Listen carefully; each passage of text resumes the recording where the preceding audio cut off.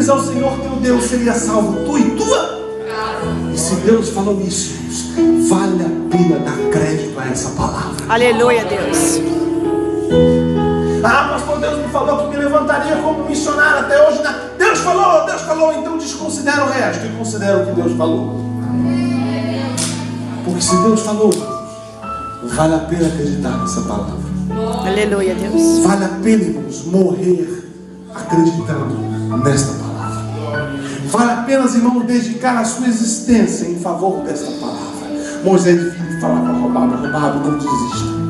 Porque Deus nos disse que nos daria. Sabe, irmãos, precisamos credibilizar mais a palavra de Deus. Dar mais crédito que a palavra de Deus diz ao seu respeito, mulher. Pare de dar crédito ao que o pastor diz, às vezes, ao que o marido diz, ao que você se diz, ao que o mundo diz a seu respeito. E vai na palavra. O que a palavra diz para mim? A palavra diz que eu sou filha, sou amada, sou querida, sou amiga, sou bendita, sou guardada, sou liberta pelo sangue, sou curada pelo sangue, sou salva pelo sangue. Se a palavra diz isso para mim, eu deixo de dar ouvido a tudo que foi dito e acredito na aleluia. Eu estou acabando, irmãos. Misericórdia. A segunda coisa que Moisés resgata no coração de Robabe, escuta agora. A segunda coisa que Moisés resgata no coração de Robabe, a primeira é a referência de Deus no processo. Resgata a referência de Deus. Pastor, estou nos Estados Unidos. Meu Deus, o que eu estou fazendo? Deus está no controle. Deus está no controle. Há um soberano sobre a tua vida e você precisa acreditar nele. Moisés vira e fala assim: Robabe, vamos confiar no que Deus disse. Eu tenho plena convicção de que todos vocês que aqui estão aqui debaixo da palavra de Deus. Glória a Deus. Ninguém foi maluco. Vou parar. Não. Deus deu sinais que traria você para cá. A segunda coisa que Moisés resgata. A primeira é o conceito de Deus. E a segunda, pastor? É o autoconceito. Nosso conceito de nós mesmos. Escuta o que eu vou lhe dizer. Tem uma coisa que o diabo fez e sempre continuará fazendo na sua relação com a humanidade. Eu estou escrevendo um livro. Depois vocês me acham no Facebook aí, Cláudio Romero. Estou soltando pedaços do meu livro todos os dias. E anteontem eu escrevi sobre a nossa milícia, a nossa guerra. Porque a palavra do Senhor nos fala que a partir do momento que nós optamos por Deus, nós entramos em guerra com o diabo e com o mundo. E muitos de nós não temos essa ciência de que estamos em guerra. Olhamos para o diabo, imaginamos que o diabo é inimigo de Deus. Esquece isso, irmãos. Esse é um conceito humanista maligno. Deus não tem inimigo. Tu acha que tem alguém que ofereça perigo a Deus? Uma formiga pode ser sua inimiga, irmãos? Não, por quê? Porque não há capacidade de guerra que almeja vitória. Não tem guerra. Esquece, formiga não vai caçar confusão com você, porque você faz assim, cala a boca. Acabou. O diabo é inimigo de Deus? Jamais. Não há quem possa se opor a Deus. Por quê? Porque o braço dele é forte. Aleluia. Mas a palavra nos fala que o Satanás, inimigo de nossas almas, nos rodeia, está ao nosso derredor, como um leão que ruge buscando a quem possa tragar. Então o diabo é inimigo do homem. E nessa guerra que o diabo é nosso inimigo, existe algo que ele fez, que ele faz e que ele sempre fará, que é a desconstrução do nosso conceito a respeito de nós mesmos. Ele tentou isso até com Jesus.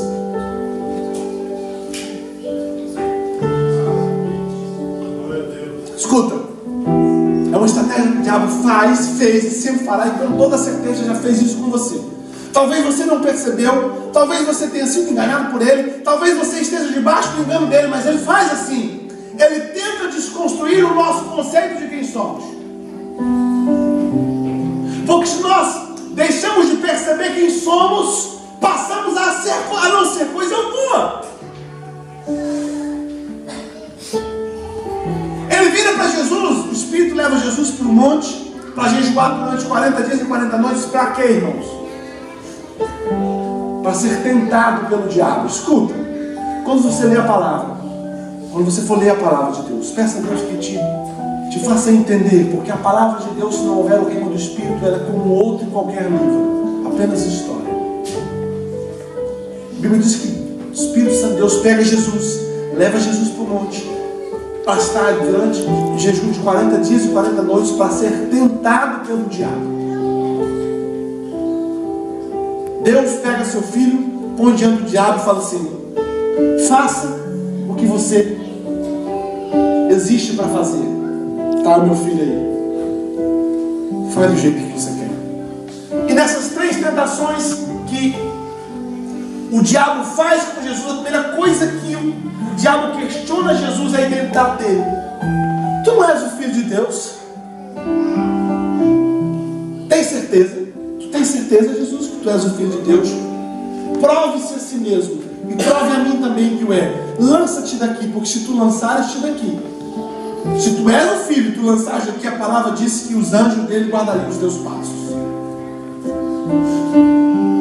Jesus não cogita em acreditar na mentira que era dito a respeito de si mesmo. Jesus não fala assim: vou te provar, rapaz, eu sou mesmo, rapaz. Eu sou. Que isso, eu sou, quer ver? Não, Jesus sabia quem era. E porque sabia quem era, não precisava mostrar para ninguém quem era, porque sabia quem era. Amém, Jesus. Glória a Deus. Estou falando demais. Glória a Jesus. O diabo desconstrói o nosso conceito a respeito de quem somos. A segunda coisa que Moisés, a segunda ponte que Moisés constrói para que roubado voltasse ao projeto de Deus, Moisés reconstrói o conceito de roubado. E ele vira e fala assim para Moisés, para roubado. Ele disse: Moisés, ora roubado, não nos deixe, porque tu sabes aonde devemos acampar no deserto, e tu nos servirás de guia. Diante de um processo de existência, de um processo de autocomiseração, de um processo de autocrucificação, de um processo de auto-baixa estima, Moisés roubava, fala: vou parar. Moisés fala: não para, roubado, não para. Está vendo, roubado? 1,5 milhão de pessoas, mas no meio de 1,5 milhão de pessoas, eu sou o condutor do povo. Deus deu esse povo para eu guiar, mas você é o nosso guia. Você tem uma importância nesse processo, roubado. Não desista, porque você é importante para mim, você é importante para o povo. E quem nos servirá de guia se você desistir? Sabe, irmãos, nós desapercebemos o valor que temos no processo do todo. Deixa eu dizer para você, irmão, você não pode desistir, porque você é único para Deus. E se Deus te colocou aqui, existe um papel que você cumpre, que Deus te chamou para cumprir. Se você deixar de cumpri-lo, quem cumprirá no seu lugar? Todos somos importantes nas nossas famílias e uns para com os outros. Estou pregando, irmão, mas ele está pregando junto comigo no teclado. Ele é tão importante quanto eu. Mas nós nos desapercebemos de quem somos, e porque deixamos de entender quem somos, passamos a não ser nada. A igreja tem sido, me desculpa a expressão que eu vou dizer, mas a igreja muitas das vezes tem sido assassina de pastores. Porque a igreja às vezes é incapaz de virar e falar assim: pastorzão, cara, obrigado, porque você é pastor, porque o senhor está aqui, pastor, porque o senhor nos conduz, porque o senhor nos ensina, porque o senhor nos exorta, porque o senhor anda com a gente, porque quando eu estou doente eu ligo para o senhor, porque quando eu estou com problema com o marido eu ligo para o senhor, porque quando eu estou com problema financeiro eu ligo para o senhor, mas eu dificilmente eu volto o caminho para dizer thanks, obrigado. Jesus cura 10 leprosos. De quantos voltam para dizer obrigado, Jesus? One.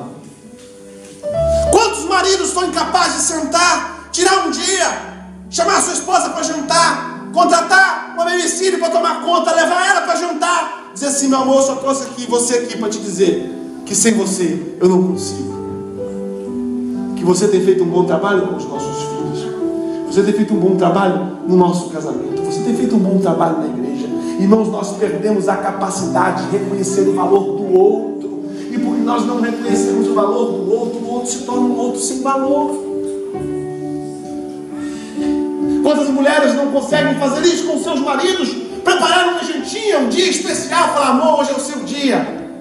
Porque você tem trabalhado tanto, você tem lutado tanto, mesmo diante das dificuldades, você tem vencido. Eu quero reconhecer o valor que você tem. Porque quando eu reconheço o valor que você tem, eu reconheço o valor que Jesus deu a você.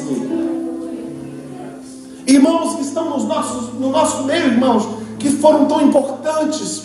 Existe um espírito rondando o coração da igreja, e Robabe foi atingido por esse espírito que é chamado de ingratidão. Ingratidão. Eu já fui vítima da ingratidão. Pastor é o bicho mais vítima da ingratidão, pastor. É impressionante como nós somos retribuídos com o espírito de ingratidão. Mas nós somos ingratos, nós somos incapazes de dizer para alguém: cara, você foi tão bênção na minha vida. Quando eu cheguei nesse país aqui, não conhecia nada, não falava nada, você me ajudou. Foi comigo em tal lugar, me ajudou a alugar a casa. Nós não fazemos isso, irmãos. Nós não somos gratos, nós não reconhecemos o valor que o outro tem. Nós nos matamos uns aos outros. Me perdoe ser profeta, irmãos. E o mal de ser profeta é que a gente tem que dizer o que Deus manda a gente dizer. Mas as irmãs aqui se desculpando, não se desculpem não, irmão. Vocês fizeram. Vocês se dispuseram a fazer. E quem se dispõe a fazer, se dispõe a errar. Errar faz parte do processo que se faz. Mas pior do que aquele que erra tentando, é aquele que erra não tentando. É aquele que senta o bumbumzão na cadeira e não faz nada, e ainda acha ruim quem está fazendo. Fazemos, irmãos, é necessário que reconheçamos. Aos jovens, estavam louvando aqui, eu falei: cara, que bacana. Os jovens fizeram parabéns para vocês. Congratulations. Fala inglês aqui agora. Vou gastar meu inglês aqui, pastor. Estou indo embora mesmo. Parabéns. Você tem alguém nessa igreja que foi bênção na sua vida? Quem tem? Levanta a mão. Então faz o favor, levanta do seu lugar e diga isso para essa pessoa. Seja corajoso. Diga isso. Fala: irmão, muito obrigado, porque você foi fantástico. Você foi bênção na minha vida. Saia do seu lugar um pouquinho, se desprenda de onde você está e diga a essa pessoa: fala, olha, se você tivesse desistido, eu tinha sido prejudicado, mas você continuou.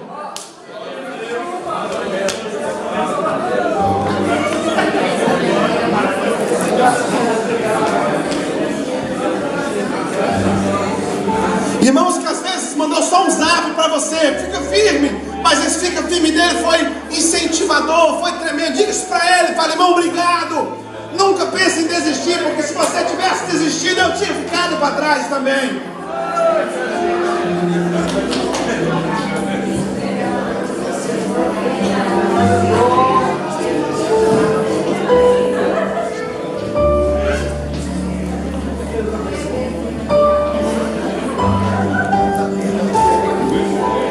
Glória a Deus. Tá bom, gente, vocês festeiram demais também. Não é tanto assim que eu queria falar, não, é só um pouco.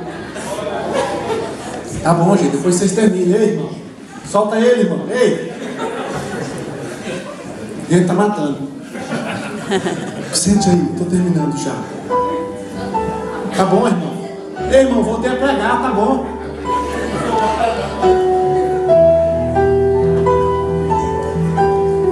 Somos importantes. Filhos, digam para os seus pais: pai, obrigado.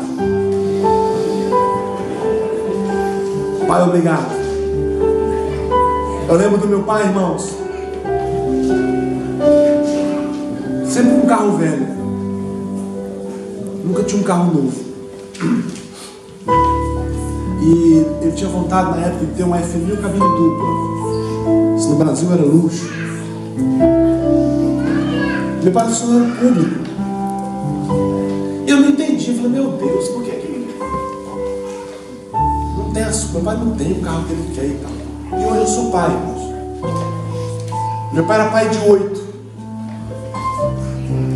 Eu tenho um homem. Nós somos 7 homens e uma mulher. Eu tenho um homem adolescente lá em casa. Irmãos, a culpa de uma semana, ele come 2 dias. Não é brincadeira não, irmãos. E é magro igual o tição. A mulher fala assim, amor, tem que comprar aí não sei o quê. Eu falei, não acredito que acabou. Tem alguém roubando. Não tem lógica. Tem alguém roubando a gente, meu bem. Irmãos, um frango, se deixar, ele come só. Tem dia que eu penso assim, vou pôr um cadeado na geladeira. Aí eu lembro do meu pai. Cara, nós éramos 7. Irmãos, eu comia 4 pães. Meu pai comia um e ele tirava o miolo. E eu comia os meus 4 miolos dele. Eu nunca disse pro meu pai, pai, obrigado. Porque todos os dias que eu acordei de manhã, eu tinha pão na mesa. E hoje eu não posso dizer isso para ele, porque ele se foi. E eu descobri que coisas simples que ele fazia eram simples para mim, mas para ele era grande sacrifício. E uma das primeiras coisas que eu vou fazer quando chegar no céu é dizer, pai, todo o seu trabalho, todo o seu esforço valeu a pena. Diga isso, irmãos, a quem precisa ouvir. Obrigado. Você tem feito um bom trabalho. Pastores, reconheçam isso nas suas ouvidas. Também, porque também tem pastor que mata a ovelha. A bichinha vem, larga do trabalho, toma banho, cheio de fermento, passa um Dorex, um lencinho umedecido, e garra, e ensaia, e canta e tal. E a gente fala, mas tu desafinou, irmã, tu desafinou. Pastor, eu desafinei porque eu tô cantando, mas eu não sou cantor, eu estou tentando ajudar. Nós nos matamos, irmãos. Digam isso para os seus filhos, pais. Filho, parabéns. Você está estudando, você está trabalhando. Você está conseguindo suportar? Reconheça. Faça o que Moisés fez com Robabe. Moisés sendo Moisés, o guia do povo, líder de 1,5 milhão de pessoas, vira para Robabe e fala assim, Robabe, é você que é nosso guia. Valorizou o que Robabe ia fazer. Nós vamos, eu sou o homem que está ligado em Deus, mas você é o guia do deserto. E você não pode desistir, porque se você desistir, quem nos guiará? Não faz isso, Robabe.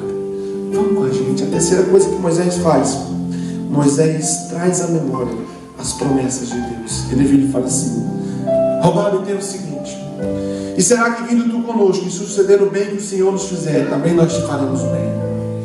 Deixa eu dizer algo para você essa noite. Moisés vira e fala assim para Robabe, Robabe, Deus nos fará bem, e o bem que o Senhor nos fizer, nós te faremos também. Sabe uma coisa que nós temos errado, irmão, na nossa caminhada? É que nós não temos permitido que o bem que o Senhor nos faça alcance quem está ao nosso lado.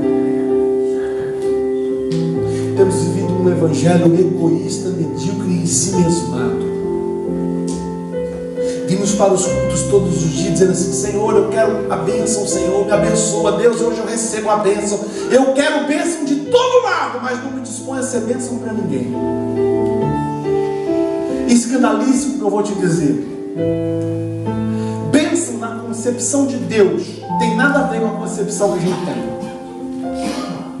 Porque bênção não é aquilo que Deus nos dá. Nós pensamos assim, recebi uma bênção, quando de Deus somos agraciados com algo. Nos sentimos abençoados quando dele recebemos algo. Isso é o nosso coração humano, medíocre e limitado. O coração de Deus não é assim.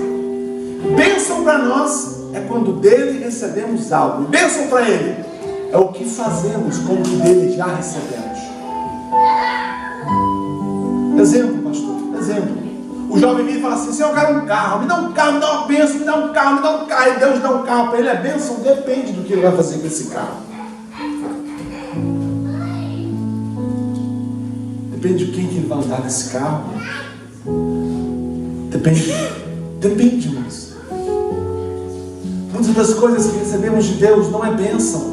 Por quê? Porque não fazemos com que seja bênção. Porque bênção para Deus é o que fazemos com o que dele recebemos. Tem sido bênção que Deus tem te dado? O bem que Deus tem te dado tem alcançado o trem?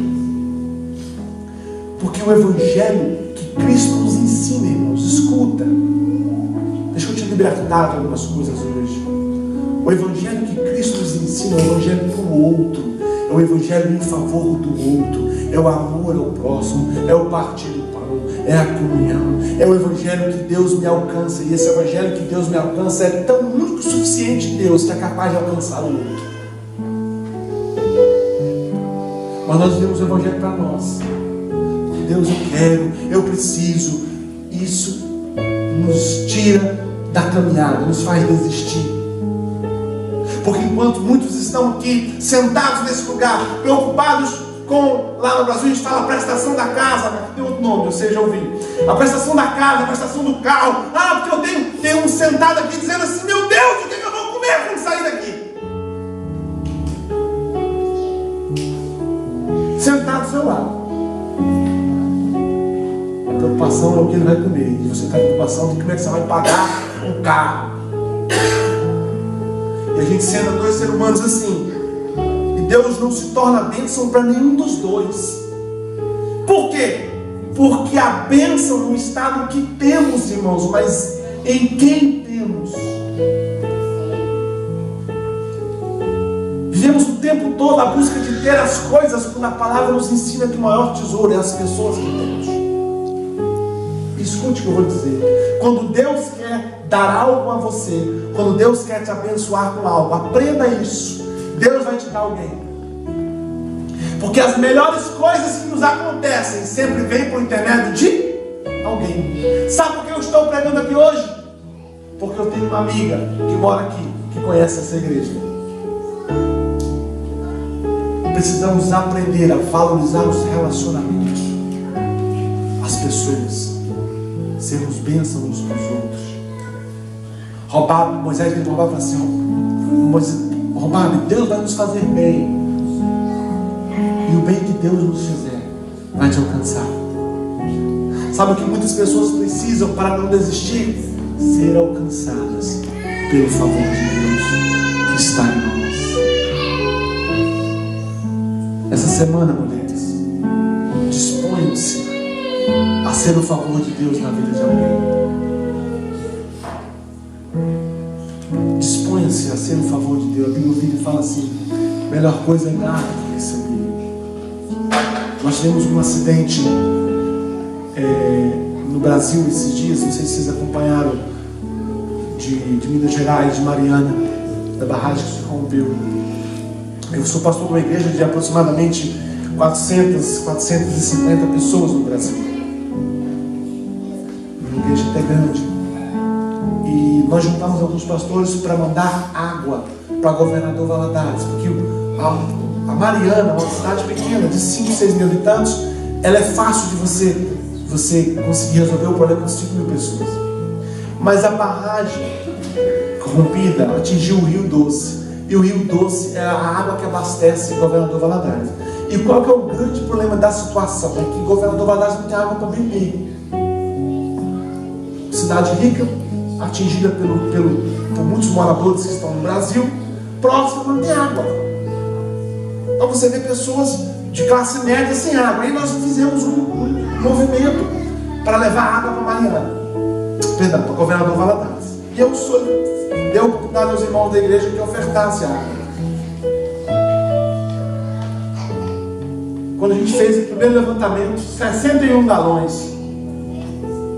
Eu falei, uma igreja de 400 pessoas, 61 galões. Eu sempre na igreja falei assim: vocês não entenderam nada que nós pregamos aqui tem 10 anos. Se o que você tem, você não é capaz de dar um galão, 20 reais. Que evangelho medíocre é esse? Que evangelho raso é esse? Você está achando que Deus está te dando as coisas para você? Deixa de ser medíocre, irmão. Deus nunca te dará nada para você. Se Deus pensasse assim, não nos teria nos dado o seu filho chamado Jesus. O que é que Deus precisa de você para alguma coisa? O Eterno precisa de você para alguma coisa? Não, irmãos. Não precisa. Nós é que precisamos dele para que sejamos úteis aos nossos irmãos. Precisamos entender que o Evangelho de Cristo Jesus é o Evangelho para o outro. É o que eu posso servir vocês? O que eu posso ser útil ao outro? Deus, o bem que o Senhor me fizer, eu farei bem também. Eu farei bem para que o outro não desista, para que o outro continue. Porque o bem que eu planto é o bem que eu colho. O bem que eu dou é o bem que eu recebo. E se o mundo recebesse da igreja o bem que dele recebemos, o mundo seria outro. Fique de pé em nome de Jesus. Mulheres, no ano de 2016, não desistam. Homens também, vou quebrar o galho de vocês, tá? Não desistam. Não desista de ser luz, irmãos. Por mais que a gente às vezes recebe a ingratidão quando o favor é dado, mas mesmo a despeito da ingratidão que recebemos pelo favor que foi oferecido, não desista de ser propagador do bem. Seja propagador das coisas boas. Viva um tempo de não desistir de ser quem Deus te chamou para ser. Quando nós já não viramos e falamos assim: nunca mais vou ajudar ninguém. Não é? Já pensamos, irmãos. Tá doido, rapaz? Eu só me arrependo quando eu ajudo os outros. Esses dias eu ajudei uma irmã lá da igreja. Eu já sou curado com essas coisas, irmão, sabe? Assim, a gente vai aprendendo que é preciso viver acima do nível da mediocridade. Eu não desço ao nível da mediocridade. Se você quer ser medíocre, irmão, seja medíocre, mas eu resolvi não ser. Eu resolvi não dar vazão a coisas pequenas, a coisas medíocres.